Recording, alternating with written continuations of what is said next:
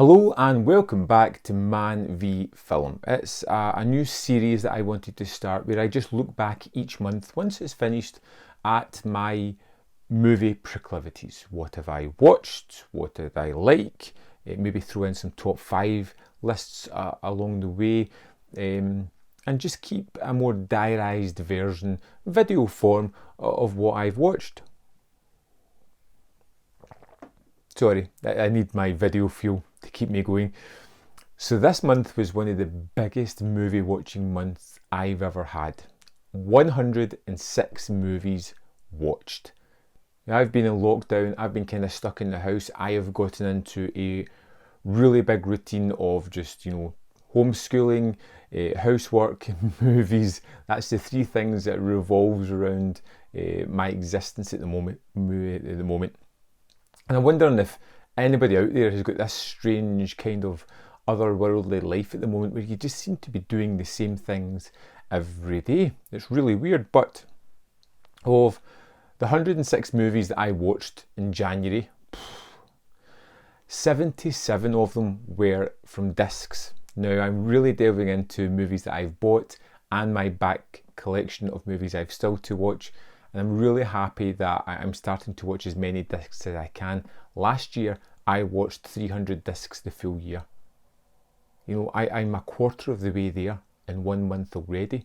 My target was to watch 365 discs this year to make sure I'm constantly using my collection and getting the value out of it. Of my 106 movies, 68 were first time watches, 38 were rewatches. So I thought I'd do a little list, little top 5s, just to point out some of the things that I really enjoyed. So of my rewatches, I'm going to run through my top 5 favourite rewatches from January. So number 5 on my list was Host. Now, I was really impressed the first time I watched Host, and I wondered if, knowing a little bit more about it, having knowledge of where all the scares and jumps were going to come, would it land the second time? And it really does, and I think it works best because of the characters. They feel as if there's a real camaraderie there, and when things start to go a bit crazy later on, it really hits home. The fact that it's 57 minutes means there's zero fat on this. It's really punchy, really atmospheric, and I was grabbed by this one second time round. One of the best movies of the year. I'm more than certain of that now. Just perfect, and it's coming out in February from Second Sight Films, which should be great. Number 4 of my rewatches was Under the Silver Lake. I loved this thing when it came out, and a lot of people didn't really know where to stand in this movie, and I don't know if I fully get it, and I don't really care. It's a movie about loss of identity, where you are in the world, wrapped within enigmas and mysteries and puzzles and sequences. Andrew Garfield is wonderful. The movie has this really easy breezy way of just floating through the story. It has possibly my favourite scene in any movie from the past decade with the songwriter. If you watch the movie and get to it, it's amazing. I think that's just one of the best scenes I've seen. Number 3 on my list of rewatches was Bait, a movie that really should have been on my top 10 of last year, and for some reason I never put it there. Rewatching it just reaffirmed how great it is. It's a great story about gentrification and coming to terms with the changing world, even though you want things to be in the status quo. But the best thing about this, the thing that really jumped out to me on this watch, was the editing. It is perfect. There's one standout sequence when they're in a bar and there's 2 conversations going on, and it's cutting between the 2, and it's just wonderfully edited, and it just packs that wonderful punch at the end of it. It's a terrific movie, not for everybody, but a really great film. Number 2 on my rewatches was the first movie of the year, which was the Arrows Tremors 4K disc. I love the movie. It's sheer perfection for me, much like the town they live in. One of my favourite things about the movie, just going to it again, was the fact that everybody's really great.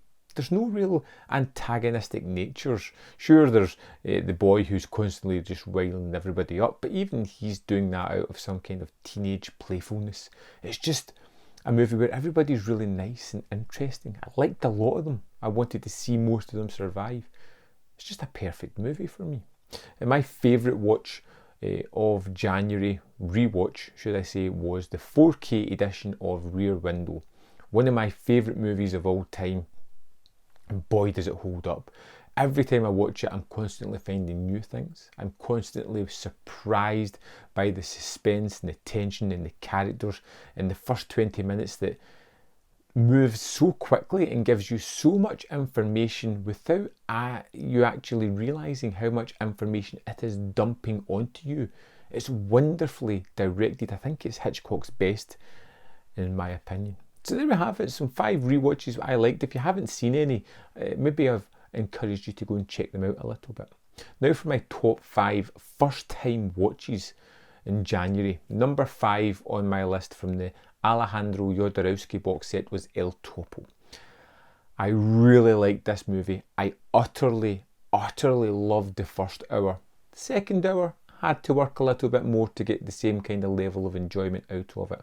But the fact of this gunslinger challenging the 4 greatest gunslingers in this desert was a wonderful story that I could easily attach myself to.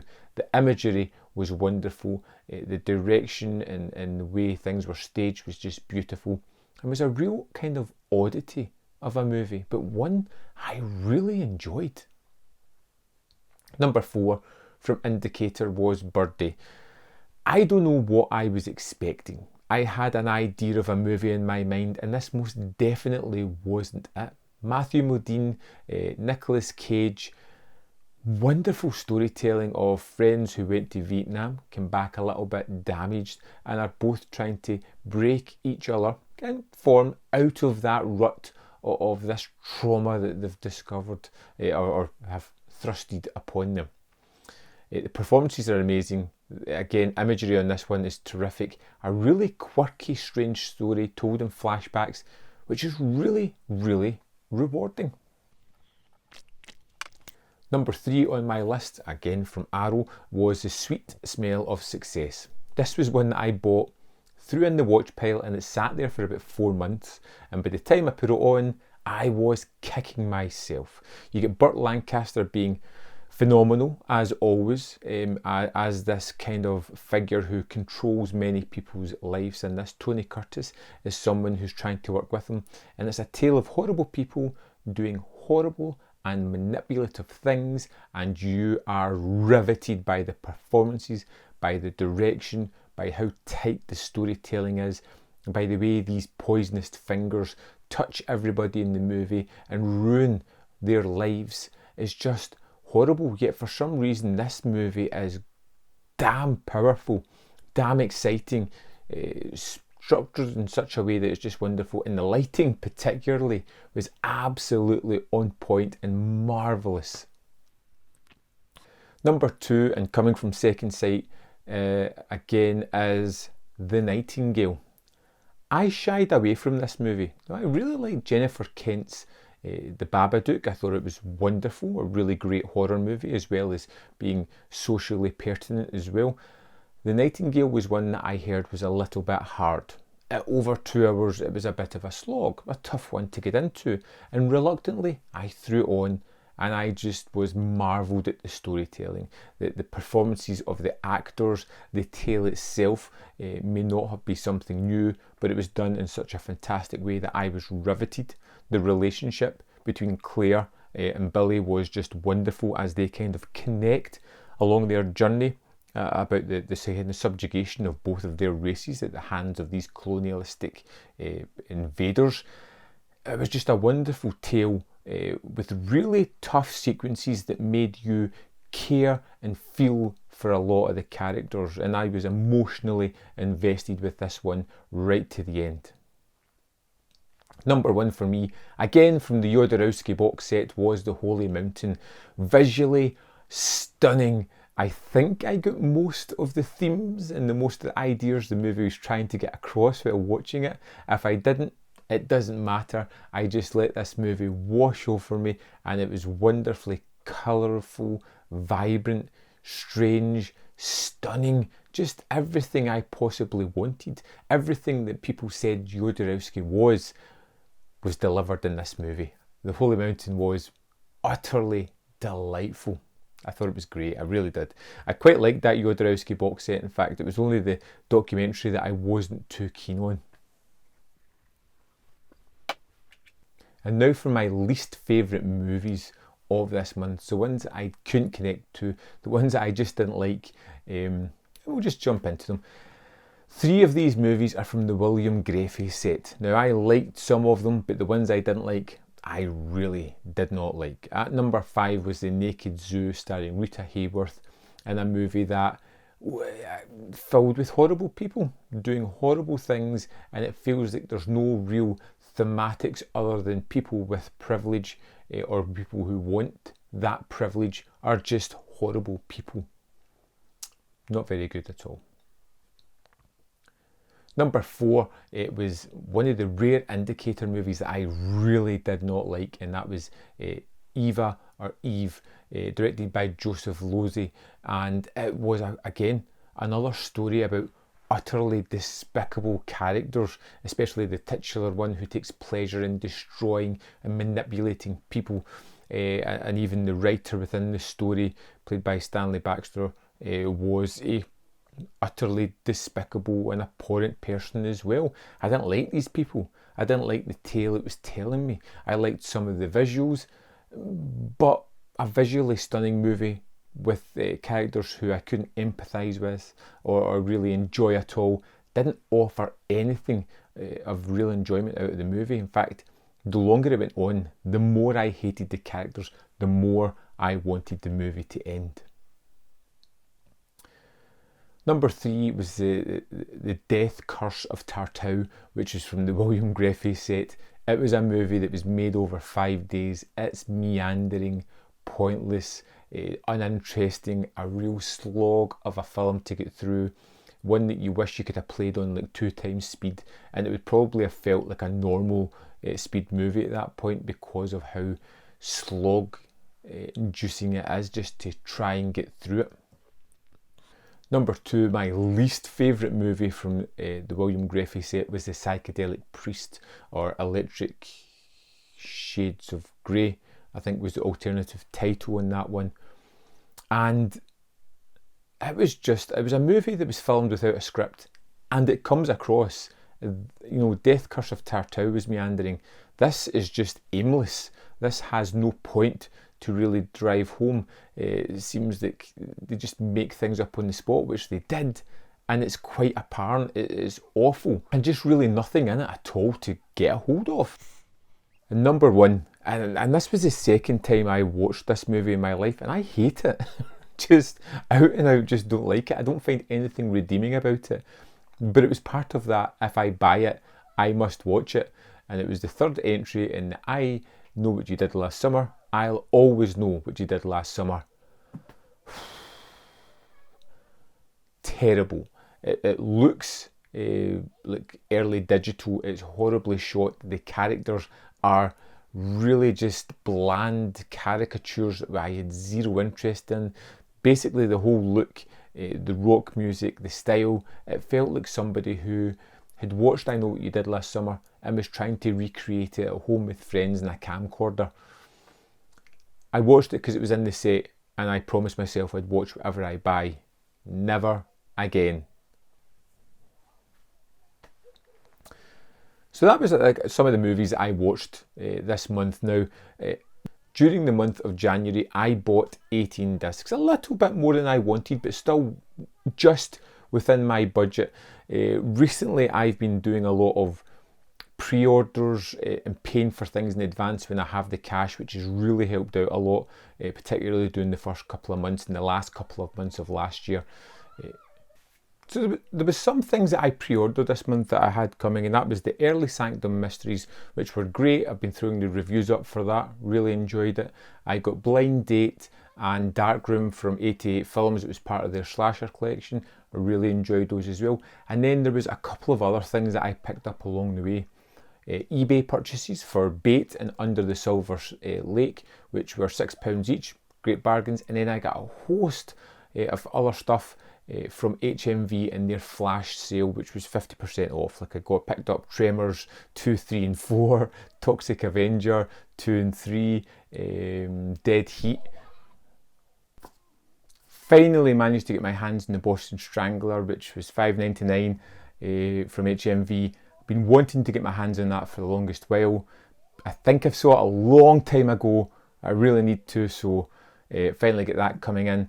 I picked up a couple of 4Ks off eBay as well. I got Escape from New York, great to revisit that, and I got Bad Times at El Royale, which again was really great to watch again. So February seems to be a rather big month for me, but on checking things, feels a little bit like Christmas because I've pre-ordered a few movies, so they're already paid for and I know they're in the bag coming. I've got Columbia Noir 2 from Indicator. Can't wait to get my hands on that. I loved the first one. You've probably seen the reviews I threw up for that, which were great. 88 Films have 3 Van Damme movies coming, which is Maximum Risk, Double Team and Nowhere to Run, if I remember right. Now, I got these when 88 Films changed their website up and about. They started to change it so you could get money off with the points rather than discounts and stuff. So I managed to pick up the 3 of those movies for like 25 quid, which was great. Also got The Young Master. I had £5 spare on that after buying the Van Damme, so I got that for 20 quid. So I've got The Young Master coming, and I've heard nothing but great things about that in February. I'm looking forward to checking that one out. That should be exciting. And that's it for stuff that I've got paid, sorted. That is in the bag, definitely coming. I have pre-ordered the Demons 1 and 2 UHD, and I am really looking forward to getting my hands on that. That's a must.